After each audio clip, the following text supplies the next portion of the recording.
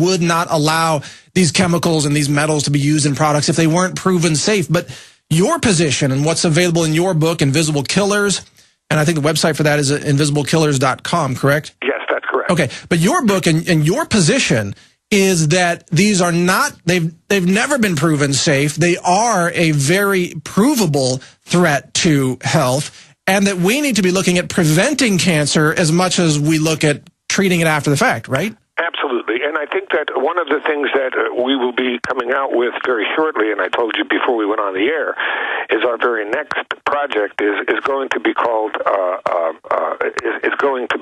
Clear Beginnings, because what we're really talking about here is the fact that the FDA has no regulatory authority over the chemicals that are used in the marketplace. That's a Federal Trade Commission regulation, and the Toxic Substance Act of 1976 says that's quite all right. Now, some of your listeners may be aware of the fact that there's a large group of people in Congress right now, and a bill going through Congress that will modify the Toxic Substance Act of 1976, and it's about time that happens. But the politics of poisoning is really something that's very special. Oh, yeah. Let's take, for example, baby bottles and so on and so forth. And we know that there are chemicals in plastics and so on and so forth that leach into baby bottles, into the food, and that all of our soup cans and baby food cans are 1,200% higher BPA levels in the blood of people who eat canned soup. That's right. And we know that bisphenol A, that BPA, there are hundreds of articles talking about the cellular effects, the hormone emulation effects, the potentially carcinogenic effects through modulation of the immune system. All of these data are such that Canada, for example, very quickly outlawed its use in baby bottles. However, here in the United States, the chemical industry has an extraordinarily strong lobby, and it's been nearly impossible to get anything done. I think here in California, we finally said that BPA has to be out of baby bottles and out of baby food by 2013. But it's extraordinary that there are very few people, such as yourself and Dr. Samuel Epstein, who are raising the alarm about these chemicals. The cancer industry, the conventional cancer industry, I'm saying, they don't say a word about the toxic chemicals in cosmetics and personal care products and foods and medicines and fire retardant chemicals. So, I mean, why are they so silent about all of this, in your opinion, Dr. Lonke? Well, I think a lot of it has to do with an insistence on scientific proof and scientific methodology. As physicians, we are kind of brought up on the drug company regimen. That is, you do a double-blind study and you prove without a shadow of a doubt that a certain chemical causes a certain effect. And you do that over and over again. Well, I don't think we're going to get too many volunteers for those studies. And when we do it in animal models, some people scoff at that. But I think that there's a great lack of enthusiasm for it because it doesn't fall into the realm of the kind of thing that most doctors know what to do about. Hey, doctors feel really comfortable when they know what to do about something. Yeah, that's a good point. But look, I think you could get a whole bunch of volunteers in America. You just give them 10% off their groceries and they'll inject themselves with anything. I'm serious. You give them a free iPad drawing and they'll take some lead, they'll take some mercury, and because they don't know anything about this. And I think that we talk about, let's go back to the lead, because you mentioned it so many times in your discussion. There are so many wonderful articles now that make us understand, for example, doctors will treat toxic lead levels. We get an alarm when 10 micrograms or greater are in the blood, and we say that above 20 micrograms, you need to actually be treating somebody with chelating agents and removing the lead. There was a study that was done in the University of Cincinnati, published in 2008. It's a wonderful study. They followed 250 women from their pregnancy, and they followed their children for 20 years. And all of these were inner city individuals, women. They all gave birth, and obviously they tracked the lead levels, they tracked bone lead levels by X-ray diffraction as well as blood lead levels, and they followed these kids until they were 5 or 6 years old, and then they followed them till they became 20. And they were able to show that with lead levels that no one would treat, you follow me? Yeah, right. Subclinical lead levels. If you divide them into quartiles, 0 to 5, 5 to 10, 10 to 15, and 15 to 20, you could draw a straight line with the incidence of violent crime. Wow. Have there been studies done of lead levels of criminals who are currently being incarcerated? Absolutely, and there's correlations with lead levels because lead concentrates not only in the bone, but in the brain. See, this gets to my... And so let me make one important point, and that is all of what we're saying, all of this, what does it really mean? And what it really means is this. It's unlikely that we're going to legislate away all of these 80,000 chemicals. It's unlikely that we're going to begin to test all of the 80,000 chemicals in current use. We just have to accept the fact that if I took 100 people and I tested them right now, measuring bone levels and fat levels, because all of these organic chemicals are soluble in fat, and blood levels, everyone is carrying a burden of toxins, and it's different from one person to the next. What we do know is that pregnant moms pass these toxins onto the fetus. You can bet that my mother, 50 years ago plus, had a much lower concentration of all of these chemicals that are present in women today. Right. It's just getting worse in society. I went to medical school. The greatest breakthrough was birth control pills. Today, we have fertility clinics. Never had that when I went to medical school. We never heard of ADD and ADHD. The autism rates are higher. Children with leukemia, brain cancer, all of these things happening. What can we do about it? What we can do is make an understanding, a complete understanding, that we have to give kids a clear beginning. That is, the population that we have to get the message to, and we have to bring products to help them detoxify, is that group of people who are going to give birth to the next generation. Childbearing age women, yeah. College kids, clearly. Young adults. Yeah, it's important to take care of people who are older and middle-aged as well. Well, but that's the thing. You've raised some fantastic points, and I want to just remind the listeners that you're listening to an interview with Dr. Stuart Lonke, the author of Invisible Killers. His website is invisiblekillers.com. We're going to continue this interview here on the Alex Jones Show. And in fact, if you're interested, if you'd like to call in and maybe ask a question of Dr. Lonke, we're going to open up the phones at 800-259-9231. So you can call in after this upcoming break. But you mentioned, Dr. Lonke, the correlation between lead presence in bone and tissues and violent crime, or at least incarceration for crimes. This brings me to the psychological and behavioral component of exposure to these heavy metals. This is what interests me in particular. Well, it's a big factor. Lead and mercury are the two, the hatters. You ever hear of the Mad Hatter? Sure. I'm sure your listeners are aware of the fact that's because they lined felt hats with mercury in the old days, and the hatters used to lick their brushes. That was mad as a hatter.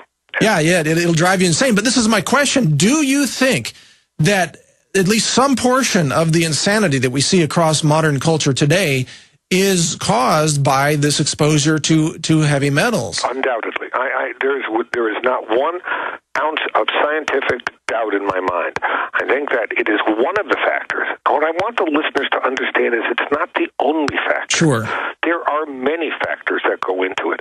But if you can remove, just think about this, if we can remove this veil, take this veil away from all of what's going on in society today, behavioral abnormalities, medical abnormalities, the obesity epidemic, obesity in kids. Now, maybe your listeners will understand if you're born with all of these chemicals that are hormone emulators and stack the deck against you, metabolizing glucose normally, well, why wouldn't these kids get diabetes earlier? Why wouldn't they have a higher incidence? Well, and why wouldn't our prisons be filled with criminals? And doesn't this call into question the entire so-called criminal justice system? If punishing people for their, quote, behavior by throwing them in prison without treating some of what might be the causes, chemicals or metals poisoning. Isn't that a completely incomplete and, in fact, an unjust system of justice? Yes, but I think that the legal system, like the political system, are very, very difficult places to crack. I think we have to do this as a grassroots movement of education of young people, their parents, all right, and grandparents. Dr. Lunke, we got to go to break. I'm sorry to cut you off. Please stay with us, though. We'll be right back in a couple of minutes with more from Dr. Stuart Lunke here on the Alex Jones Show. Stay with us. We'll be right back. Oh, yes, we are back on this November 23rd, the day before Thanksgiving. Happy Thanksgiving to all of you. This is Mike Adams filling in for the Alex Jones Show here and tripping up my words just a little bit. But I hope you're enjoying the show. We are interviewing Dr. Stuart Lunke, who is an expert in internal medicine and toxicology, and he was mentioning some of the food sources. He mentioned a lot of people eating sushi. Now, I don't know about you, Dr. Lunke. I don't eat sushi. I only eat firebombed turkeys airdropped into vats of boiling oil. That is my diet. It's DHS compliant. See, what I think I should make people be aware of the fact that you can't get away from this. You talked about arsenic. You talked about arsenic in water, but how many people out there listening to your show have wood decks, have wood swing sets? Oh, pressure-treated wood, yeah. All that treated wood is treated with an arsenic-containing compound. Now, kids will crawl on it, and you will handle the wood, and then you'll make yourself a sandwich, won't you? Yeah, but what? And most of these toxins, I want the listeners to know, yes, for the women, cosmetics is a major source, but by and large, by far and away, the largest source mode of exposure to all of these toxins is you eat them. Yeah. Eat them. They're in the foods. They're on your hands, and some of them you inhale. There's no question. Some of them get through your skin, but ingestion, the GI tract, is the major introduction of most of these toxins. Well, let's talk about that. When you ingest these toxins, I want to get to what, in your research and your experience, what kinds of effects do you see? Are people hallucinating? Do they hear sounds of chirping birds? Do they make bad decisions about elections? I mean, what is really the impact? Well, I won't touch that one. But I think that, I think they're so subtle, Mike. That's the thing that's important for people to understand. People get stomach aches more frequently. They tend to have more constipation and then some diarrhea, and they tend to have nausea episodes. They tend to get muscle aches and pains. They are so nondescript. They are so nonspecific to a specific exposure. You would think, arsenic exposure. We're talking about arsenic toxicity. That's easy. We're talking about lead toxicity. That's easier. Those people become psychotic. They become problematic. But irrational behavior, unusual behavior, increased lethargy, all of these, people say, well, he's just run down. Well, he's under a lot of stress. Well, he's ingesting arsenic. They don't say that. What percentage of the U.S. Congress do you think is suffering from heavy metals toxicity? I got to ask. Congress are suffering from a significant amount of toxicity, but we all are. And the fact is it's happening imperceptibly to us. It happens generationally. It's easy. Hindsight is really 20/20, and that's why when we look at the data, we look at epidemiologic data, and we say it's unreasonable that the incidence of autism and behavioral deficit or attention deficit, and I call it behavioral deficit because it's more than just attention. Yeah. It's the whole behavior. You see these hyperactive kids, and I watch it all the time. It's very interesting. My younger daughter, detoxed for a year before she even got pregnant, all through her pregnancy. And I watch my grandson, who's 3, and his behavior contrasted with other 3-year-olds. Quick question, because we're almost out of time. Does your book offer people some solutions for detox? It does. And there are a handful and a growing number, and there are some extraordinarily effective effects through modulation of the immune system. All of these data are such that Canada, for example, very quickly outlawed its use in baby bottles. However, here in the United States, the chemical industry has an extraordinarily strong lobby, and it's been nearly impossible to get anything done. I think here in California, we finally said that BPA has to be out of baby bottles and out of baby food by 2013. But it's extraordinary that there are very few people coming out with very shortly, and I told you before we went on the air, is our very next project is going to be called is going to be Clear Beginnings, because what we're really talking about here is the fact that the FDA has no regulatory authority over the chemicals that are used in the marketplace. That's a Federal Trade Commission regulation, and the Toxic Substance Act of 1976 says that's quite all right. Now, some of your listeners may be aware of would not allow these chemicals and these metals to be used in products if they weren't proven safe. But your position and what's available in your book, Invisible Killers, and I think the website for that is invisiblekillers.com, correct? Yes, that's correct. Okay, but your book and your position is that these are not, they've never been proven safe. They are a very provable threat to health, and that we need to be looking at preventing cancer as much as we look at